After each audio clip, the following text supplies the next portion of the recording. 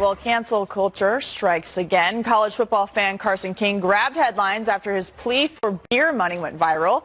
He's raised almost $2 million, but instead of keeping it, he decided to donate it all to a children's hospital. Carson was widely praised and even got a beer sponsorship, but now that's all gone. Anheuser-Busch is cutting ties after they launched personalized beer cans with pictures of his face, all because reporters dug up offensive tweets from when he was 16, which Carson has apologized for. The Des Moines Register came under fire for reporting on the old tweets, and in a crazy twist, the paper announced the reporter who wrote the story no longer works there after his own offensive tweets were discovered by online investigators. So, Greg, you can hardly contain yourself over this dog-eat-dog world we're in now. I mean, I'm a complete believer in forgiveness, and if helping sick and dying children can't erase an ugly tweet when you were a teen, then nothing can. We're all screwed. The difference between a 16-year-old now and a 16-year-old pre-internet is that today's stupidity is public and it's permanent. We were all very lucky. We all did stupid, crazy things. The reporter losing his job. It shows that this is mutually assured destruction, right? And we need mutually assured forgiveness, because we will in the future, like we do this on the show when like Joy Behar does something stupid or Bill Maher says something stupid. We don't ask for scalps. We say, accept the apology, accept every apology. And it's a selfish thing too, because you're hoping they'll accept your apology, even though you know that they won't. Their entire organization's bent on rejecting anything Fox does, even if we're sorry about something. Yeah. They'll destroy you.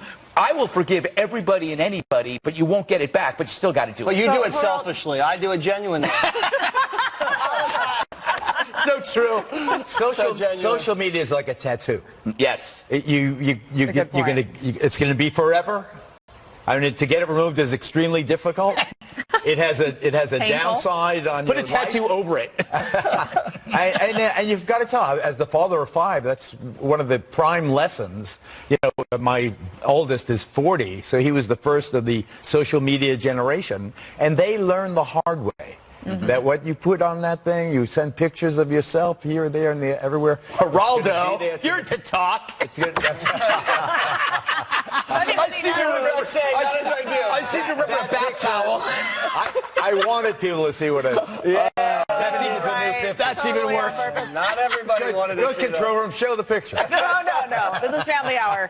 So, Jesse, should you be, even if you said something that was stupid or racist when you were 16 years old, or even as an adult, should you be tarred for the rest of your career if you've apologized sincerely and you're trying to move on with your life? Like, should one thing devastate everything that you have going on for the rest of your future? Well, I think cancel culture is important. I don't think we should totally discard it. I'd like to save cancel culture here in case I need to deploy it strategically on certain enemies that I will use it unforgivingly. But listen. At least he's honest. Yeah, I am honest. And I don't forgive people selfishly. I honestly think people deserve forgiveness, because I would never say anything that I feel like that would ever cause me harm professionally or personally. Or to apologize for it. Or that I need to apologize for, because apology, that shows weakness, Katie. You never want to show weakness unless you really have to, and people tell you have to apologize. You veer from morality to immorality in this one single thought. Listen, it's some flexibility, Greg. Should Trump apologize for asking to look into the background of Joe Biden? No, because in that sense, I think he needs to, as the commander-in-chief, he needs to know if there's any corruption going on throughout the world, and he has every right. In fact, it's his duty to find out if high-ranking public officials you've done a lot of mentoring of young people. And she's also said awful things online. And she's also tweeted terrible things about Jasper, right? So that's right. How do you feel about young people on the internet? I do stress caution. Right, and my niece, I'm not going to name her because she's a very private person. I think I had the Scared Straight program with her when she was very young, and she thought she wanted to go into intelligence and CIA type work. And I told her, I said, you have to be very careful about social media. Like, she doesn't even have social media accounts. She doesn't never posted anything. I don't know if she's not going to have any photographs of herself anywhere. The media's own goal on this was pretty interesting. The Des Moines Register, the comment section was just like, how could you do this to this guy? And the interesting about Anheuser-Busch and all of these companies that, they were like, they probably had a communications person said, hey, this guy is raising money for Children's Hospital. We should get on board. This is really cool. Like, we can get some good PR out of it. And they did. And then, instead of saying, look, imagine this as a corporate leader. If you were to say, everyone, you've just raised all this money for Children's Hospital. Let's all do this.